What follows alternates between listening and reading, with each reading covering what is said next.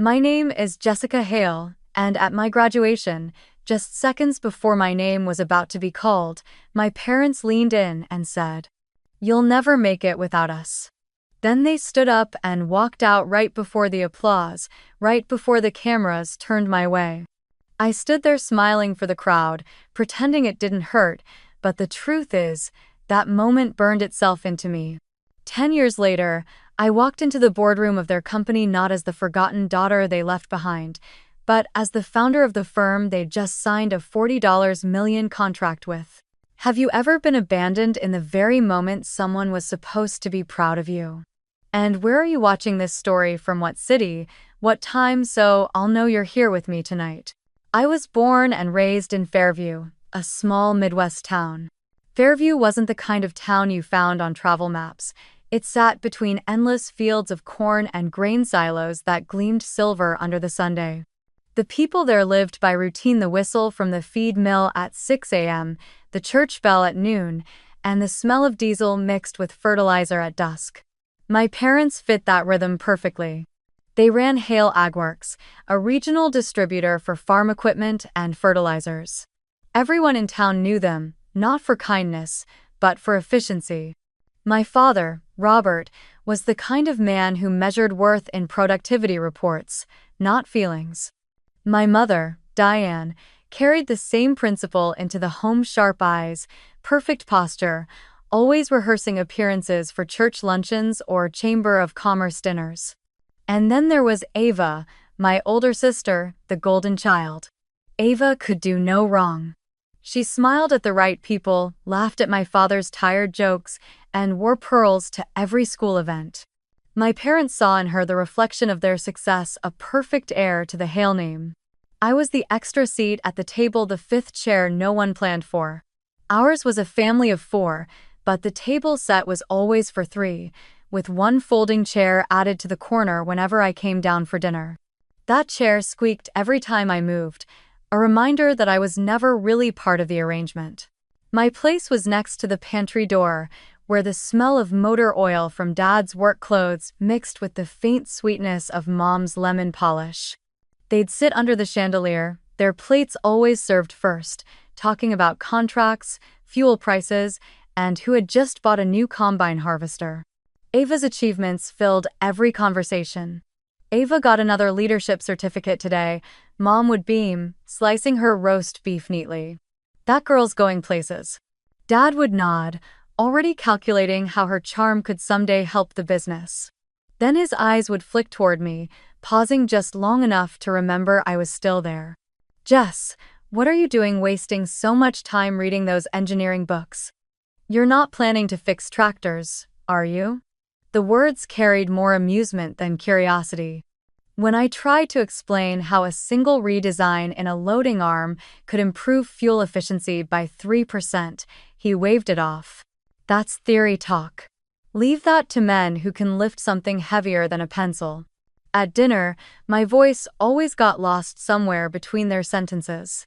I'd open my mouth, then close it when I saw Mom refill Ava's glass of sweet tea, but not mine. My sister would look at me with that effortless smile, the kind that said she wasn't cruel, just comfortable on her throne. "You know, Jess," she'd say, "not everything has to be so serious.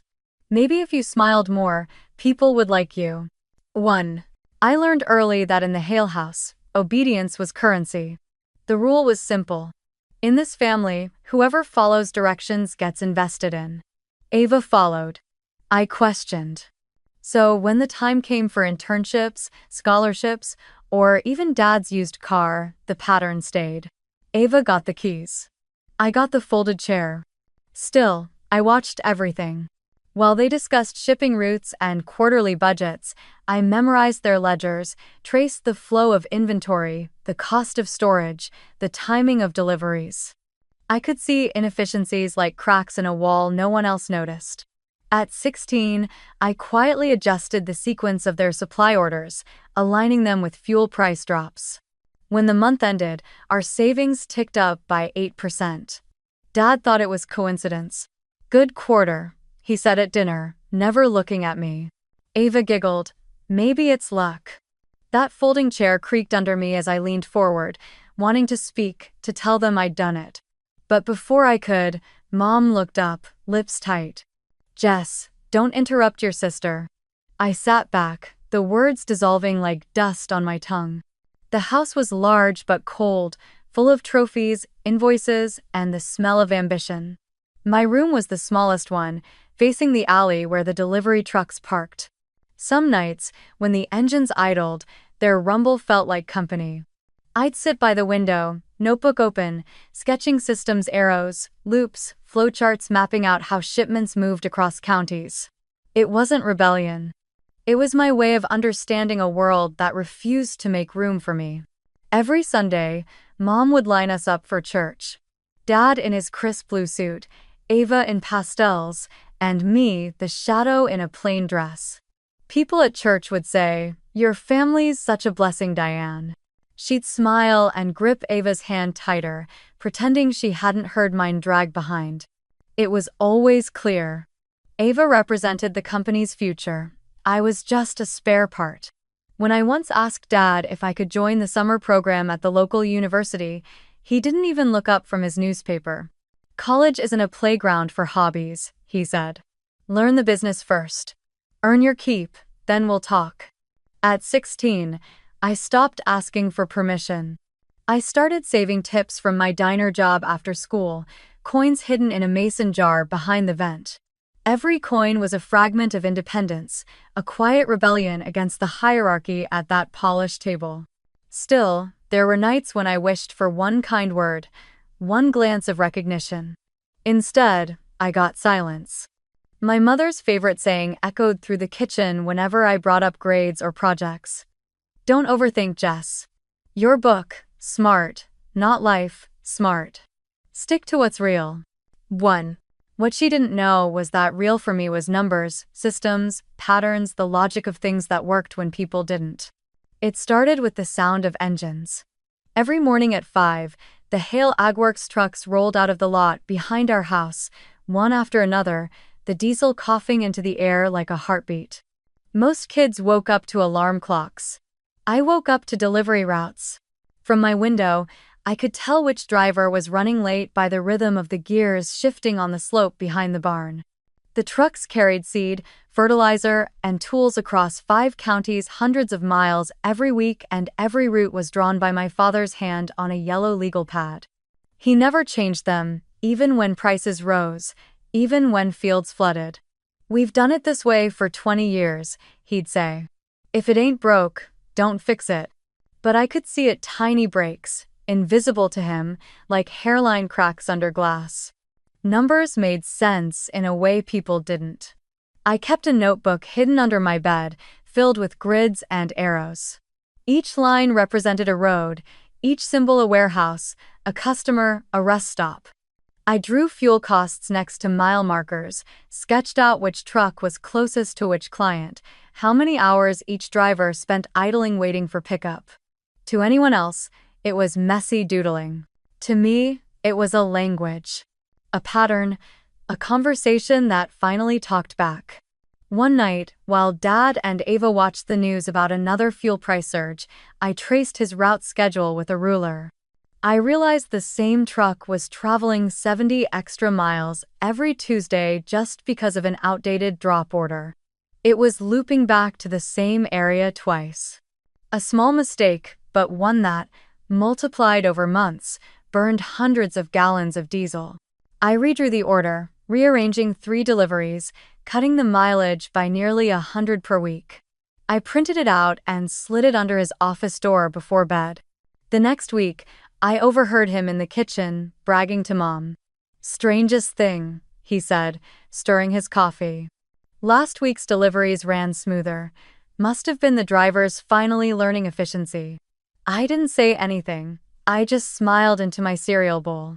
That small, quiet satisfaction knowing something I changed actually worked kept me going for weeks. But I couldn't help wanting him to know. So one night at dinner, when Ava was showing them her debate trophy, I said softly, "Dad, about the new routes. I adjusted the schedule last week, that's why." He looked up, fork in hand, half a smirk on his face.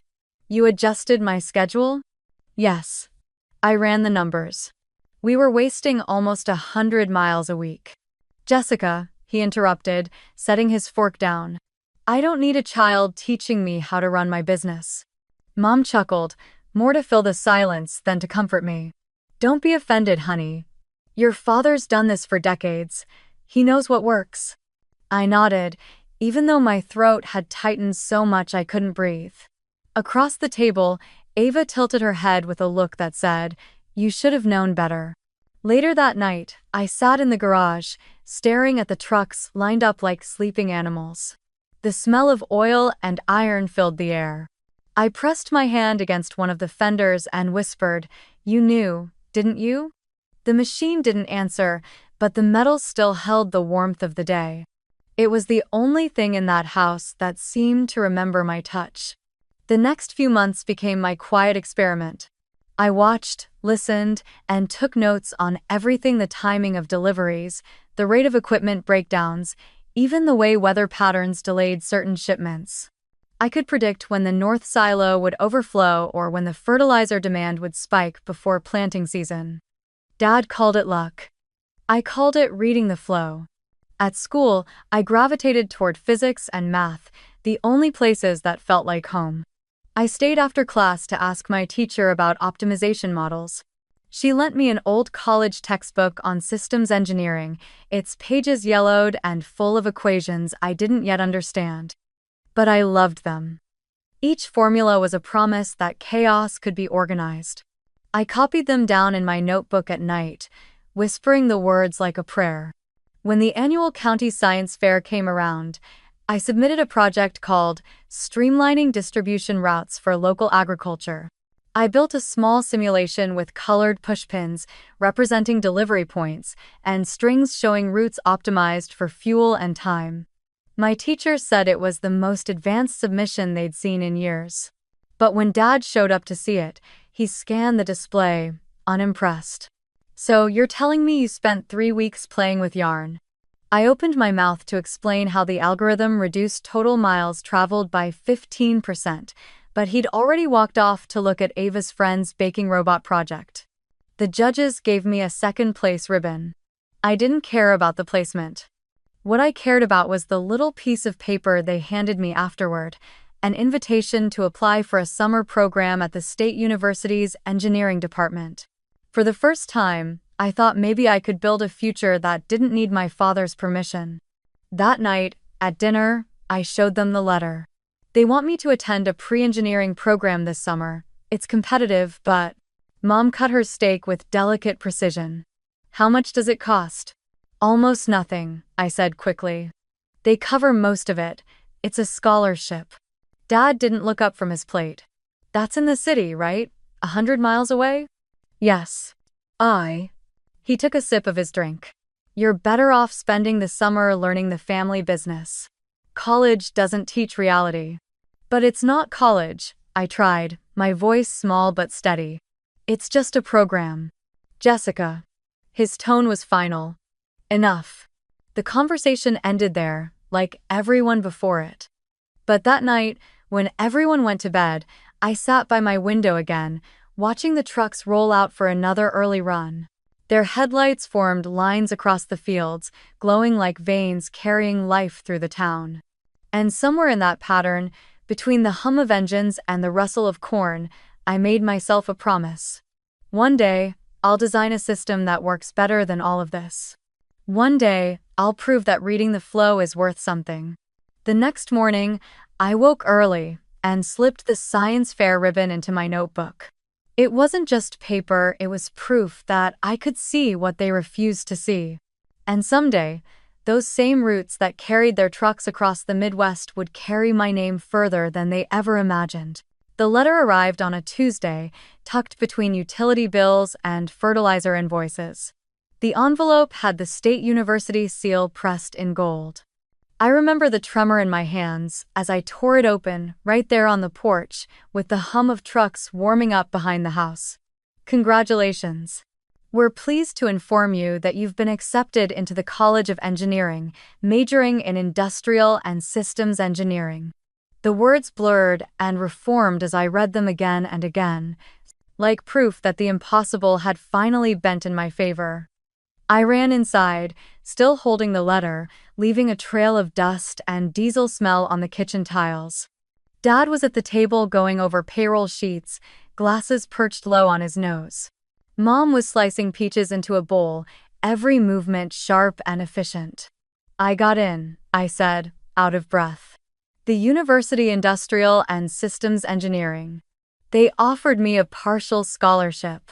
For a moment, neither of them spoke. Then Dad looked up slowly, his pen tapping the edge of the table. And how much is the other part? They said there's financial aid I can apply for, I explained quickly. And I can work part-time. He cut me off. Work part-time where? You think you can study and live on air? That city will eat you alive before you even start. Mom placed the knife down carefully. Honey, it's not that we don't believe you can study, but we have a company here, a real opportunity. You could start as a bookkeeping apprentice this summer, learn how things actually work. I know how things work, I said before I could stop myself. That's why I want to study this. Industrial systems, it's literally what we do. Oh. Dad leaned back, crossed his arms. Don't get clever with me, Jessica. You think a few equations are going to teach you business. Everything you know came from watching this house run, from us. His words hit harder than I expected. I'm not saying I don't appreciate that, I said quietly. But I want to learn more. I want to do it properly. Mom sighed. Jess, be realistic. Not everyone's meant for that kind of thing. You're bright, yes, but bright doesn't mean prepared. You'd be alone out there. I already am.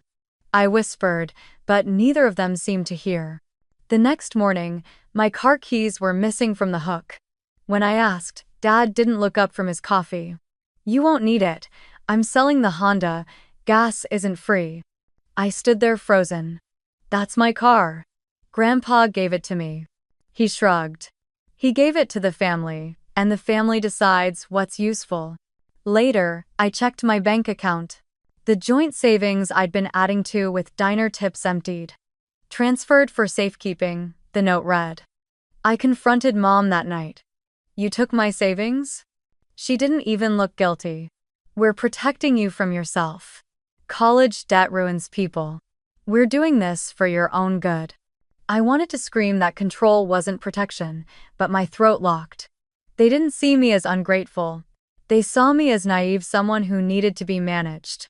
For the next week, the acceptance letter sat on my desk, the gold seal dulled by fingerprints. Every time I looked at it, I heard my father's voice. Without us, you'll never make it. The words had become a kind of curse, both a warning and a challenge. One evening, Ava came home from her internship at the company, glowing in her new navy blazer. She dropped her bag on the counter and smirked. You're still thinking about that college thing? I didn't answer. She leaned against the fridge, arms crossed. Dad says you'll thank him later. Honestly, Jess, not everyone needs a degree to be useful. Look at me. I did look. She was perfect in their eyes, polished, obedient, molded into the next Hale face. You're right, I said softly. Not everyone does. That night, I packed a small bag, 2 shirts, jeans, my notebooks, and the folded letter. I didn't have a plan, just a pulse that said go. I slipped out before dawn, the house still dark. As I passed the garage, I ran my hand along the truck's fender one last time. The metal was cold, unfeeling, but steady, everything my parents weren't. By sunrise, I was on the highway with the $10 left in my wallet. I didn't know where I'd sleep or how long I'd last, but for the first time, the silence around me didn't feel like absence. It felt like space room to build something new. A few days later, Mom called. Where are you? She asked, her voice tight. I'm fine, I said. I'll figure it out. Don't be ridiculous, she snapped. You'll come home right now. This stunt doesn't impress anyone. I'm not trying to impress you, I said quietly. I'm trying to live. She exhaled, cold and sharp. You think you can make it without us?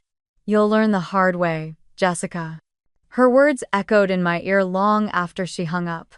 I stood at a bus stop, letter folded in my hand, the same way I'd held the program at graduation. The edges were already soft from use, but I couldn't let go. Somewhere inside me, something shifted. The same stubbornness that once made them call me difficult now hardened into resolve. If they wanted to see me fail, I'd make sure they had to look up to do it. I found work at a roadside diner 2 towns over, bussing tables, then working the grill. Every night after my shift, I sat in the corner booth, reading borrowed textbooks and watching truckers fill up at the station across the street.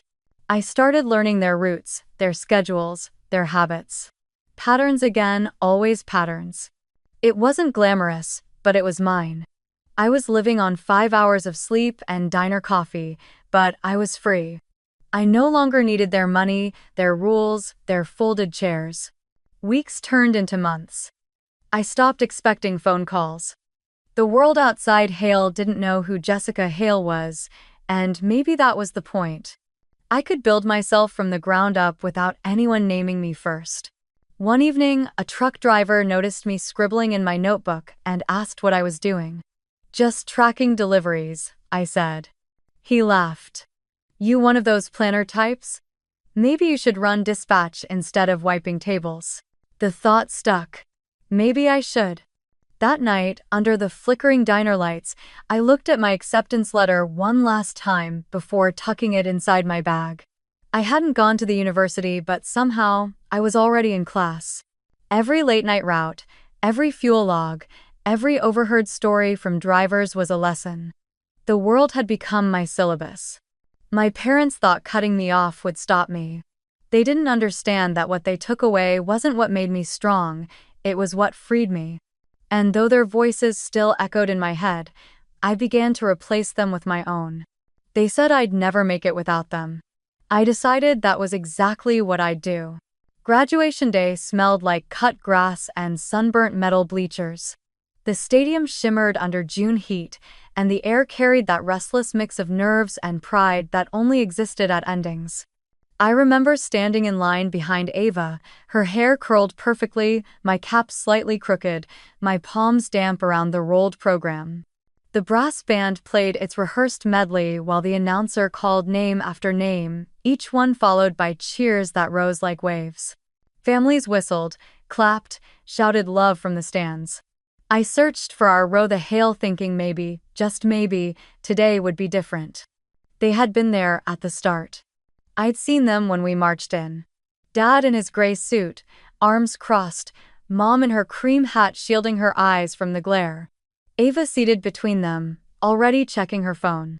When the ceremony began, I caught Dad's gaze once. He nodded, slow and distant, like acknowledging an employee who'd done a passable job. But it was enough to make me stand a little taller.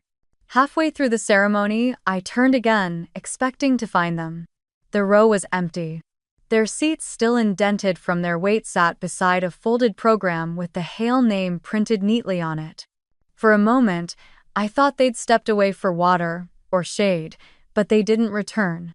I kept glancing back as the sun slid lower, my eyes straining over the crowd, searching for the familiar gray and cream. When the announcer reached the H's, my heart began to pound. "Hale," he called. There was a pause long enough for me to hope, and then he said the wrong first name. "Ava Hale," cheers exploded. I clapped too, because that's what we were supposed to do. She waved gracefully from her seat in the alumni section, the picture of everything right. Then, a few names later, he said it, Jessica Hale. I stepped forward, my gown brushing against my shoes, my chest tight. The silence behind me echoed louder than any applause. Somewhere a child was crying, somewhere a flag rustled, but in the space where my family should have been, there was nothing. Just 2 empty chairs and the abandoned program flapping in the wind. When I took the diploma from the principal's hand, I felt the weight of paper heavier than it should have been. My throat burned, but I smiled for the camera, the automatic kind of smile people wear when they're pretending not to bleed. After the ceremony, classmates huddled with their families for pictures. Moms cried, dads laughed, Flashes popped like fireflies. I stood off to the side, the diploma pressed against my chest. I held a cheap fountain pen I'd bought the week before, thinking I'd ask Dad to sign the inside of my program something sentimental, something to keep. It was smooth, dark blue, the kind of pen that made even messy writing look elegant. I turned it in my hand, imagining what his signature would look like next to my name. Then, as if the universe wanted to underline the moment, the pen slipped through my fingers and hit the floor. The sound was sharp, final. When I bent to pick it up, the nib was cracked, ink leaking down the barrel like a vein. I stared at it for a long moment before whispering, "Figures." The stadium slowly emptied.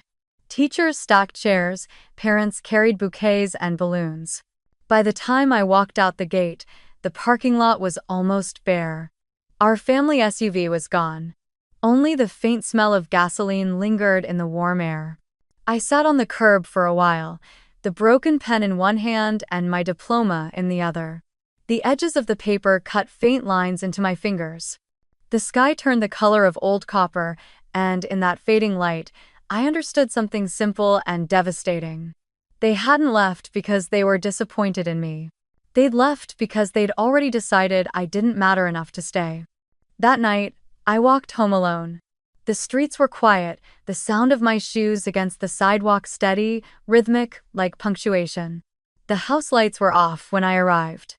On the kitchen counter was a note in my mother's neat handwriting. "Dinner's in the fridge. We'll talk tomorrow." No congratulations, no mention of the ceremony, just instructions. I heated the leftovers in silence. The hum of the microwave filled the room like static. On the fridge, the family calendar still had Ava's internship dates circled in red. My name wasn't written anywhere. When I finished eating, I went to my room and opened the diploma again. The ink on my name shimmered faintly under the lamp. I slid the cracked pen beside it and watched a small pool of ink spread onto the paper. For a moment, I thought about cleaning it up, but then I stopped. The stain was honest.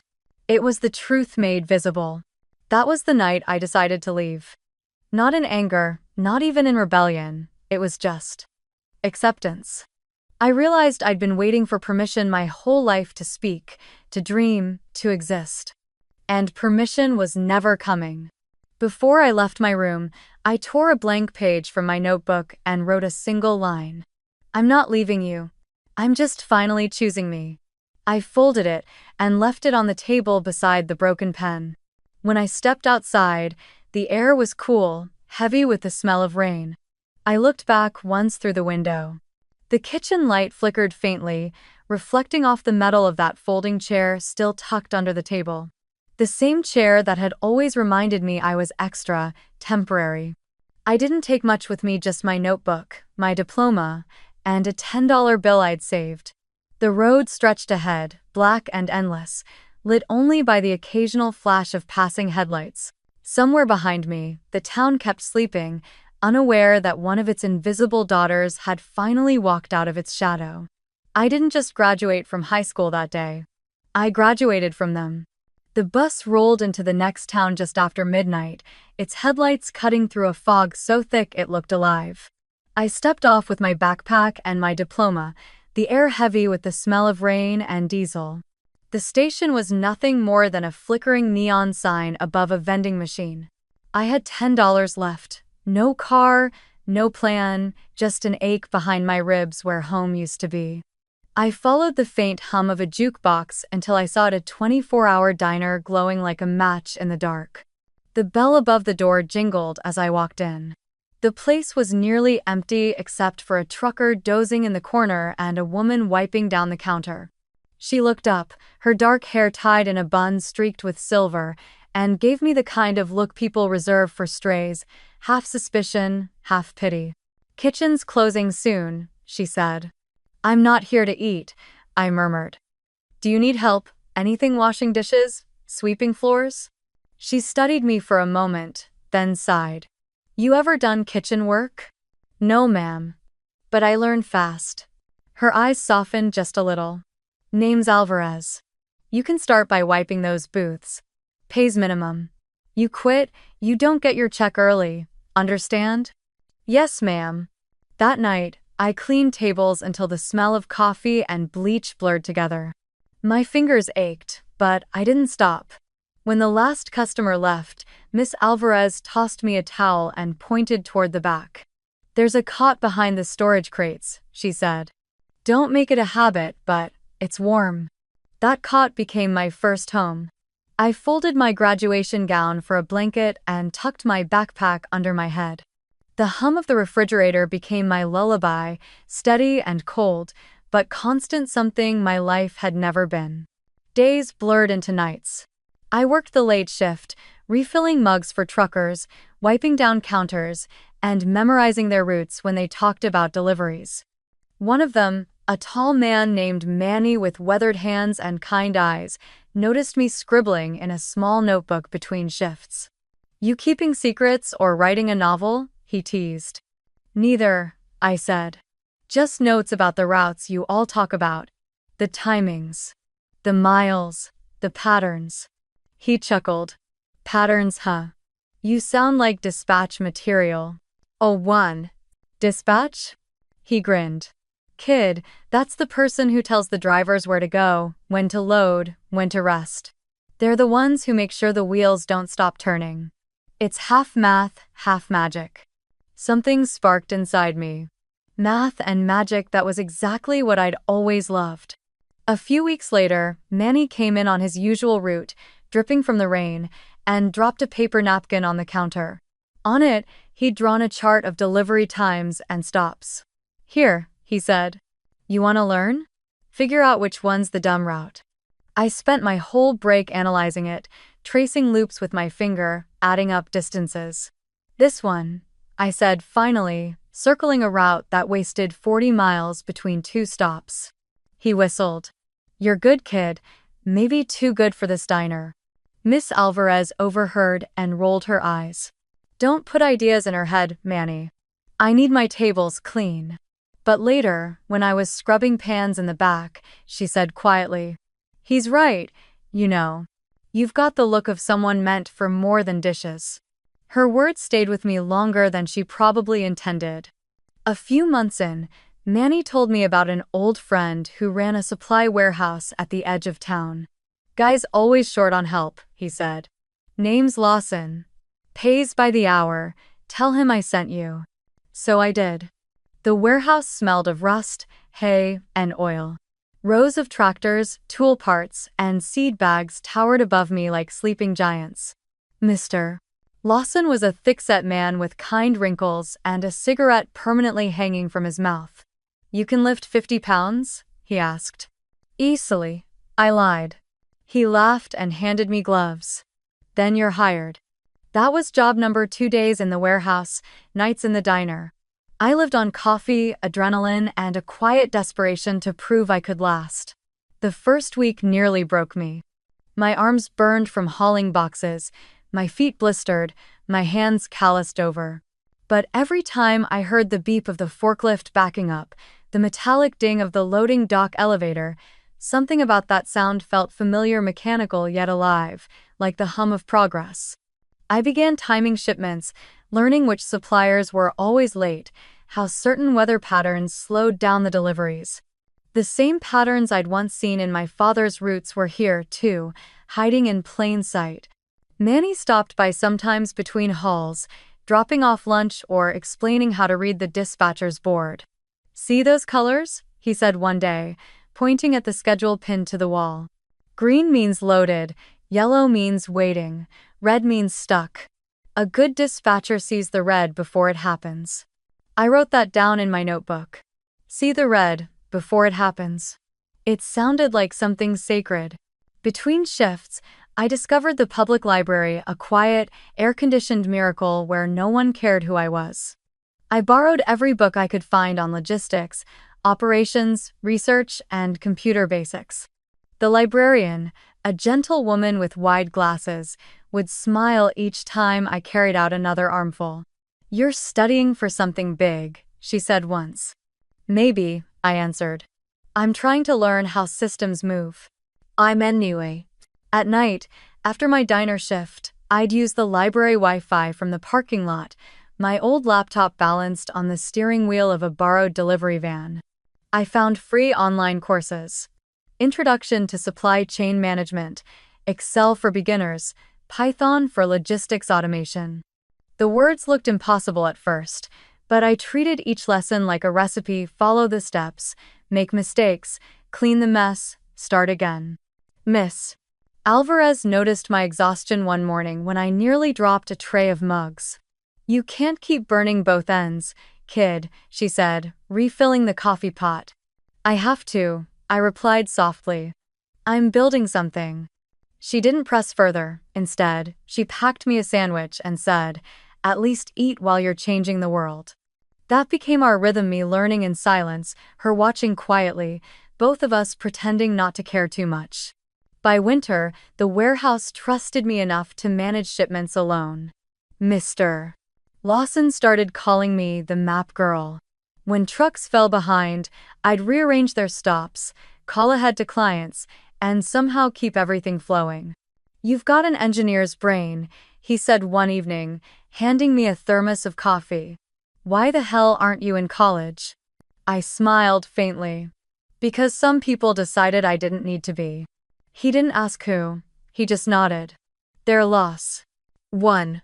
That night, as I watched the last truck disappear into the horizon, its taillights blinking like red stars, I thought about that phrase, their loss. Maybe it was. The months passed, and I started to feel something new: belonging. Not the fragile kind that depended on approval, but the quiet kind that grows from shared exhaustion and respect. Miss Alvarez, with her sarcasm and warm eyes. Manny, with his coffee-stained jokes. Lawson, with his gruff faith. None of them asked for explanations. They just let me exist. The ding of the freight elevator became my morning alarm. The hiss of the coffee pot was my anthem. And the steady rhythm of truck doors slamming shut, that was music. It was the sound of life moving forward, one delivery, 1 mile, 1 breath at a time. I still had the cracked pen and the diploma in my backpack. Every once in a while, I'd unfold them, run my fingers over the ink, and remind myself why I was here. Survival wasn't a phase. It was an education. And though I didn't know it yet, the same girl sleeping behind the diner crates was quietly building the foundation of something far bigger. Because every spreadsheet I studied, every route I memorized, every late-night ding in that warehouse was teaching me how the world moved. And one day, I'd be the one designing how it moved. It started with a spreadsheet. Nothing fancy, just a few columns, some conditional formatting, and a dream. After months juggling shifts at the diner and warehouse, I'd memorized more delivery routes than most dispatchers ever did. I knew which roads flooded after heavy rain, which farm gates were locked after dusk, and which drivers liked to take the scenic route that always cost us extra fuel. Every wasted mile scratched at me like an unsolved equation. So one night, after closing the diner, I sat on the back booth with my secondhand laptop, a half-empty coffee, and a stubborn idea. What if I could make something that saw the patterns I saw, something that could plan routes better, faster, without guesswork? I opened Excel and began typing. Customer names, addresses, distances between stops. Then came time windows, fuel costs, and delivery weights. The cells filled up like a city of numbers, and before I knew it, I was building formulas, calculating shortest paths, looping in constraints, rearranging sequences to minimize total miles. It was crude, but it worked. For the first time, the map wasn't just in my head, it was on the screen. I showed it to Mr. Lawson the next morning. He was hunched over a shipment manifest, cigarette dangling from his lips, the usual storm of paperwork spread across the desk. "What's this?" he asked when I slid the laptop toward him. "Something I've been testing," I said. "It predicts which delivery order saves the most time and fuel." He raised an eyebrow. "And how do you know it's not junk?" I clicked the run button. The sheet flickered, then highlighted an optimized route. "Because yesterday, truck 4 drove 73 miles. If we follow the sequence today, It'll only be 59. He stared at me for a long second, then grinned. You're serious? Dead serious. He smirked, leaning back. Fine. If it works, you're buying the next round of coffee. It worked. By the end of the week, he was spending 18% less on fuel. Turnaround times improved, drivers were back earlier, and for the first time since I'd started, the warehouse didn't sound like chaos by noon. Lawson slapped the hood of a truck one morning and said, Jess, whatever that spreadsheet of yours is, it's black magic. You should patent it. I laughed. It's just math. He shook his head. Math that makes me money is magic. Word spread faster than I expected. A farmer who delivered grain to us asked if he could try that fancy calculator too. Then another and another. Within a month, 3 farms, 1 fertilizer distributor, and even a small tractor painting shop were paying me small monthly fees $10, $20, $50 to help plan their deliveries. I called it route consulting, but really it was just me, a laptop, and a growing obsession. I spent nights watching YouTube tutorials on Python, learning how to make Excel talk to code. Once I figured out how to automate distance calculations using open-source map APIs, the tool became more than a spreadsheet. It started feeling like the skeleton of something bigger. Still, I knew I was hitting a wall. I needed guidance, something beyond online tutorials. That's when I met Miss Patel. She was an adjunct professor who hosted free mentoring sessions for women in tech through an edX forum I'd stumbled upon. Her first message was short but kind. Your idea has potential, but Excel is training wheels. You need to think in systems. We started meeting virtually every Sunday night, her in Seattle, me in the back booth of Alvarez's diner with my laptop balanced between ketchup bottles.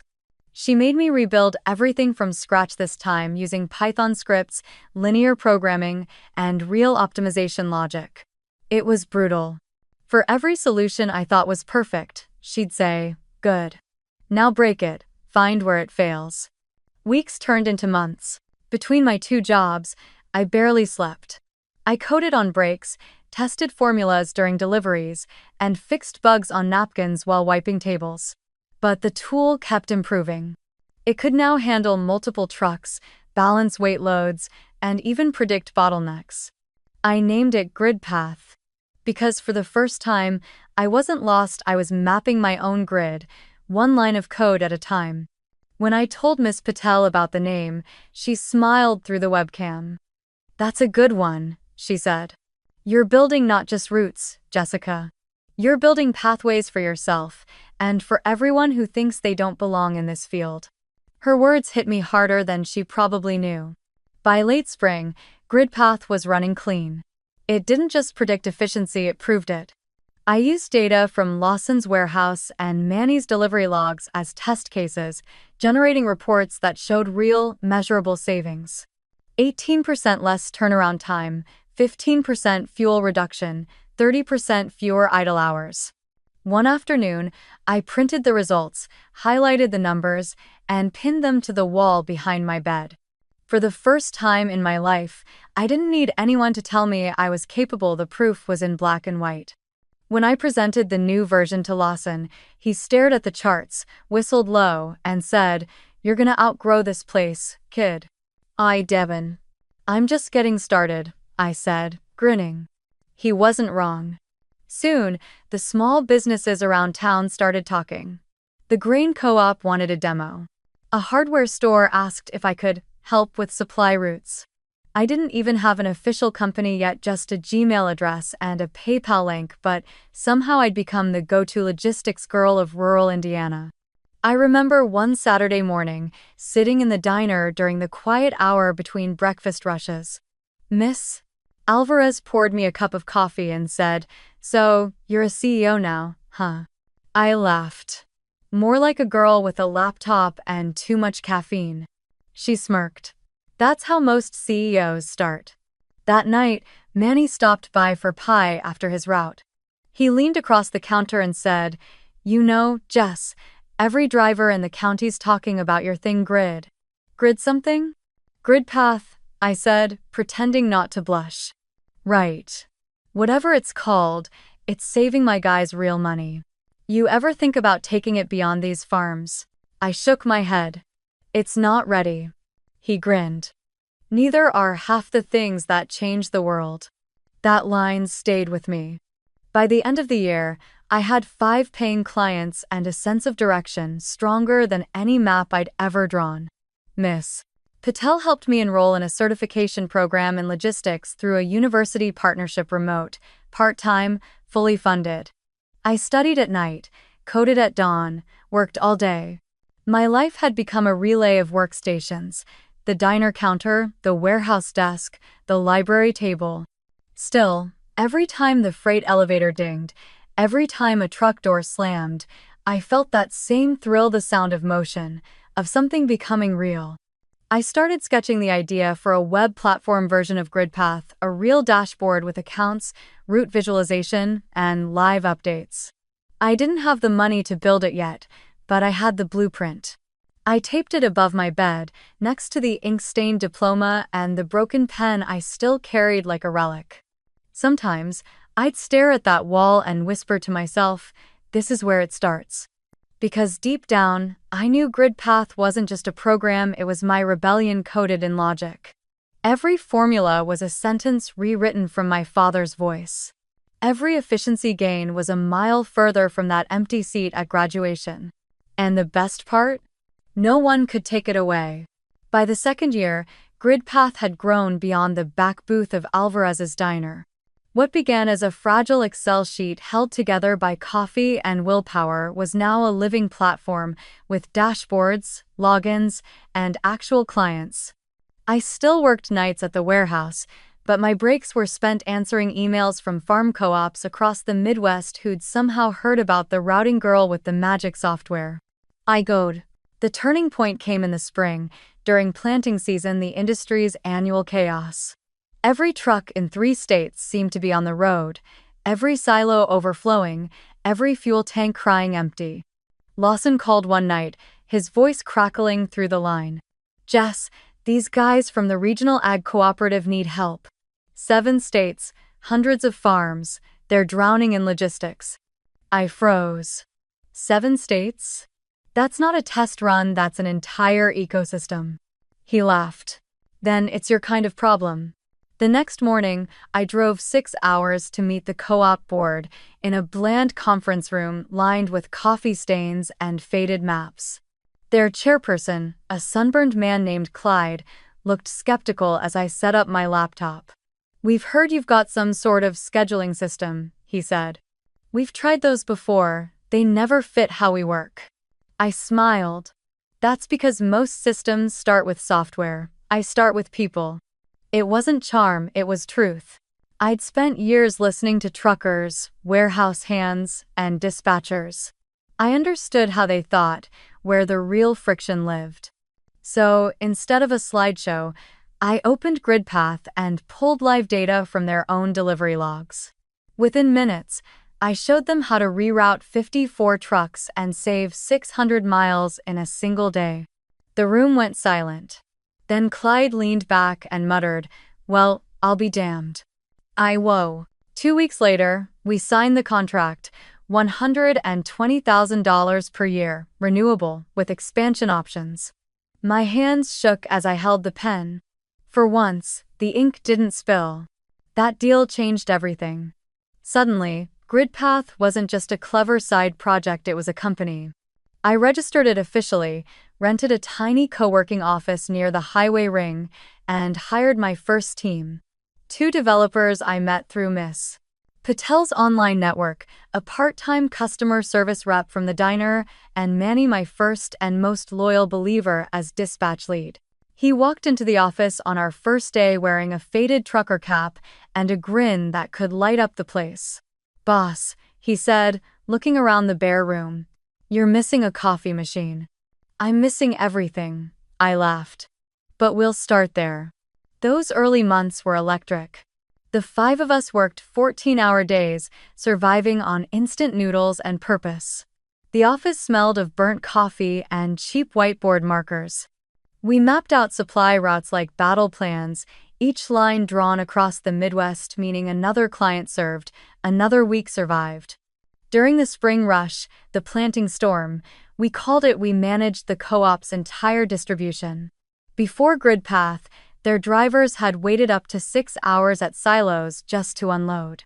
By the end of that season, we'd cut waiting time by a third. Trucks were turning faster, fuel costs plummeted, and for the first time in decades, farmers weren't losing sleep over late deliveries. One evening, Clyde called me, his voice breaking with laughter. "Kid, you saved us a small fortune." My guys say it's like watching chaos turn into choreography. A week later, a local business paper ran an article titled, "From Empty Seat to Full Map, Local Engineer Revolutionizes Farm Logistics." I remember reading that headline at my desk, staring at the words empty seat. It hit me harder than I expected.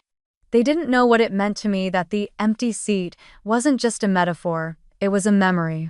That night, when everyone had gone home, I drove back to my apartment and dug out the old graduation program, the one with the folded edge next to my unread name. The paper was yellowed now, fragile like old skin. I smoothed it gently, framed it, and hung it on the wall above my desk. It wasn't revenge, it was reclamation. That empty seat had become a full map. The silence they'd left me in had become the architecture of something unstoppable. Manny walked in the next morning and pointed to the frame. "That your graduation thing?" "Yeah," I said softly. "They left before they called my name." He frowned. "Their loss." "Yeah," I said, smiling faintly. It was. The more clients we took on, the faster the company grew. Small-town warehouses became statewide networks. Co-ops became corporate suppliers. What once took me nights of manual planning was now handled by GridPath's algorithm in seconds. Still, I refused to forget where we came from. Every new hire had to spend their first week shadowing a truck driver, eating at diners, talking to real workers, the people who made the system breathe. "You can't fix a supply chain you've never touched," I told them. Miss Alvarez came by one afternoon to see the office. She looked around at the whiteboards covered in route diagrams and said, "You always liked cleaning messes, huh?" I laughed. "Still do." She smiled and placed a small cross pendant on my desk. "For good luck," she said. "Though I doubt you need it anymore." But part of me did need it. Because as the success stories piled up, so did the pressure. I was now running a business that reached across 7 states. Every mistake cost real money. Every decision echoed back through hundreds of drivers and farmers who depended on me. Sometimes, late at night, I'd sit in that office alone, the faint hum of servers filling the silence, and stare at the framed graduation program. The crease through my name looked like a scar, ugly, permanent, but proof that I'd survived. One Friday evening, after we wrapped another rollout, Manny clinked his coffee mug against mine. "You realize what you did, right?" he said. "You built something no one believed you could. From scratch, out of thin air." I looked at the map glowing on the screen, lines connecting states like arteries feeding a living system. "No," I said. "I built it out of silence." He didn't get it fully, but he smiled anyway. The truth was, GridPath wasn't just software. It was every unanswered question, every ignored idea, every time someone said, "Stay in your lane." I'd taken all of it and turned it into an empire of motion. I still didn't have a car of my own, but I had a fleet moving under my command. And deep down, though I didn't yet know how soon, the road I'd built was already leading back to the people who'd once told me I'd never make it. The first time I saw my name in a national trade journal, it didn't even feel real. The headline read, "GridPath optimizes the Midwest's agricultural supply chain." The article called me Jessica Gray, founder and CEO, and detailed how our routing algorithms had slashed costs and emissions across 7 states. Seeing Gray, instead of Hale, was more than a name change, it was a rebirth. My old name carried ceilings, expectations, and the echo of slammed doors. Gray carried nothing but freedom. The story spread fast. Bigger clients started calling. The platform's data network expanded from local co-ops to regional distributors, and for the first time, we were turning down contracts instead of chasing them. Investors reached out, too, some offering partnerships, others trying to buy us out entirely. I said no to all of them. I wasn't building GridPath to sell it, I was building it to last. Then one afternoon, an email came through from an unfamiliar domain, haleegg.com. For a moment, I thought it was spam. But the subject line stopped me cold. Request for logistics consultation, urgent. My heart kicked once, hard. Hale AgWorks. My parents' company. The one I'd left behind a decade ago. I clicked it open, my pulse thrumming in my ears. The message was professional, almost sterile. Dear Miss Gray, we are seeking immediate consultation regarding route optimization and inventory management. Our current logistics network has encountered critical inefficiencies, resulting in significant product loss and client attrition. We were referred to your firm through the Midwest Co-op Association. If possible, we would appreciate a discreet preliminary demo at your earliest convenience. They had no idea. Hale AgWorks, once the family empire that had dismissed my ideas, mocked my ambitions, and told me I'd never make it without them, was now unknowingly reaching out to me for help. I stared at the screen for a long time. My reflection hovered faintly in the glass, older now, sharper around the edges. A decade of distance, pain, and rebuilding, all leading back to this moment. When I finally looked up, Manny was standing at the door with 2 coffees. You look like you just saw a ghost, he said. I turned the screen toward him. Close, I murmured. It's my past. He leaned over to read. Hale AgWorks? Wait, isn't that? Yeah. He whistled low. So what now? You gonna ghost them or give them a taste of their own medicine? I took the coffee and stared out the window, where trucks rolled like clockwork along the highway. Neither, I said quietly. I'm going to give them a chance to survive. Seriously? After everything they did? This isn't about them. It's about what I've built. GridPath doesn't exist to get even. It exists to fix broken systems, even the ones that broke me. Manny didn't say anything for a while. Then he nodded slowly. Then let's make it count. We set up a meeting anonymous, through a consulting intermediary. They thought they were negotiating with Gray Consulting Network, a neutral logistics firm that represented GridPath's regional expansion arm. I watched the correspondence unfold with an eerie detachment, like reading a story written about someone else's life. From the attached reports, it was clear Hale AgWorks was in deep trouble. Years of outdated infrastructure, bloated routes, and high-interest loans had left them suffocating. They'd recently lost their largest retail partner, and with harvest season approaching, they were bleeding cash by the hour. The irony was brutal. The very inefficiencies I'd once begged my father to let me fix had finally come back to destroy them.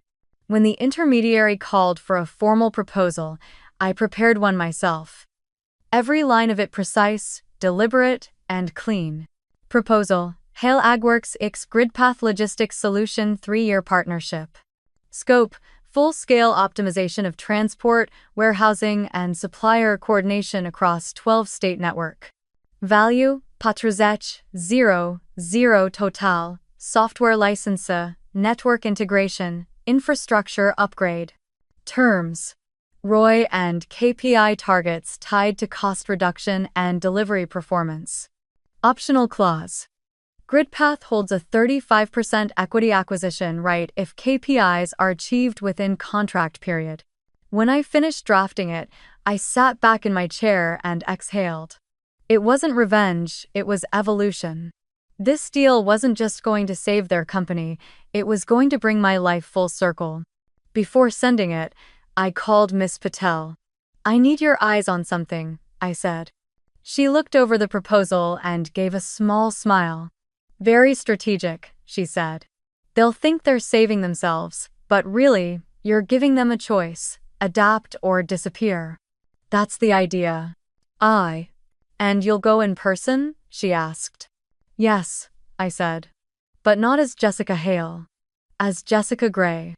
She nodded. Then you're ready. The week before the meeting, the local business paper ran another feature about us, our expansion into new markets, our sustainability initiatives, the ripple effect of Grid Paths Tech. I didn't plan it, but the timing was poetic. The same article that had started our rise would now be the breadcrumb leading them straight to me. A few days later, our COO walked into my office with a grin. They accepted the offer, she said. They want a live demo next Monday in their headquarters. I froze for a second, staring at the framed program on the wall. The bent edge by my name caught the afternoon light. Hale Agworks. The place where my voice was dismissed. The house that told me I'd never make it without them. Now, they were paying $40 million for my solution under my new name. Confirm the meeting, I said. And make sure they spell Gray right. Manny raised his mug from across the room. You sure about this, boss? Walking back into the lion's den? I smiled. I'm not walking in, I said. I'm taking the elevator. He grinned.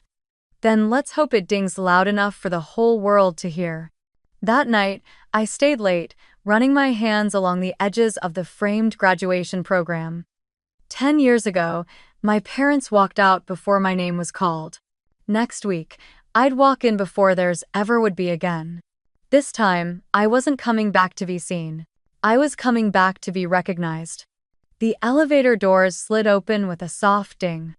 For a second, I just stood there, staring at my own reflection in the polished steel. 10 years ago, that same sound had meant freight lifts and warehouse shifts, the echo of labor and survival. Today, it carried me to the top floor of Hale Agworks, the company that once refused to call my name. The air changed as soon as I stepped out. The hallway smelled faintly of pine polish and stale authority. Frosted glass walls bore the Hale crest in silver.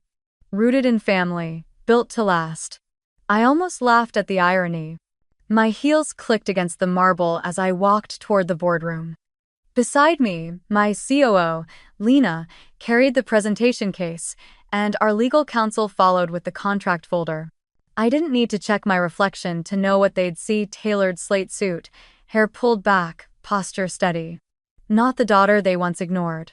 Not the girl who swept floors and coded in diners. At the end of the corridor, a receptionist opened the heavy oak door. Miss Gray, she said softly. They're ready for you. The room was exactly as I remembered: long table, 12 leather chairs, and the head seat slightly elevated like a throne. My father used to sit there, giving orders as if they were commandments. Now, sunlight poured through the glass behind him, throwing his outline into sharp contrast. My mother sat to his right, perfectly composed, though her eyes darted nervously when she saw the team enter. And Ava, immaculate as ever, sat with her tablet open, pretending to review figures she didn't understand. They didn't recognize me. Not at first. I placed my folder on the table, letting the Grid Path logo face them. 3 intersecting lines forming a network. My nameplate read Jessica Gray, founder and CEO. Good morning, I began. My voice was calm, measured, the same tone I'd learned to use in boardrooms that actually listened. Thank you for meeting with us. I understand your company's facing significant operational challenges. Our system is here to provide sustainable solutions. My father cleared his throat. Miss Gray, we appreciate your time, he said, formal and clipped. We've reviewed your proposal. It's ambitious. It's effective, I corrected gently. He shifted, perhaps not used to being interrupted. Well, we'll be the judge of that. Lena began the presentation. Graphs bloomed across the screen: shipment costs, inefficiency indexes, potential savings. Each data point was a quiet reminder of everything I'd once seen and been told to ignore. Halfway through, my mother leaned forward. Forgive me, she said, squinting at the slide. Have we met before, Miss Gray? You look familiar. I smiled politely. Perhaps in passing, I said. I've worked in your region for several years. Her eyes narrowed, uncertain. The final slide appeared, Projected savings of 38%, delivery times cut by 42%, net gain in contract recovery exceeding $10 million annually. The room fell silent. Lena closed the laptop. This is the comprehensive rollout under our 3-year, $40 million partnership plan. The contract includes system licensing, infrastructure optimization, and access to our data network. My father nodded slowly, still studying the figures. 40 million, he repeated. That's a substantial commitment. Substantial results require substantial commitment, I replied. Then Ava, my perfect sister, spoke for the first time. And what about oversight? We'd like transparency. You understand, after recent losses, we're cautious about outsiders. I met her gaze. I do understand. Then, almost delicately, I turned the page of the proposal to reveal the final clause. Which is why I've included an option. If GridPath meets the agreed KPIs including cost reduction, delivery compliance, and partner restoration, we will be entitled to a 35% equity acquisition in Hale AgWorks. My father's pen froze mid-spin. Equity?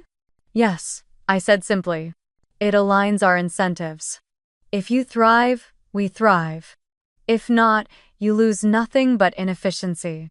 He looked up sharply. We don't hand over our company to consultants. You wouldn't be handing it over, I said. You'd be saving it. Something in my tone must have hit him wrong, because he leaned forward, studying me more closely.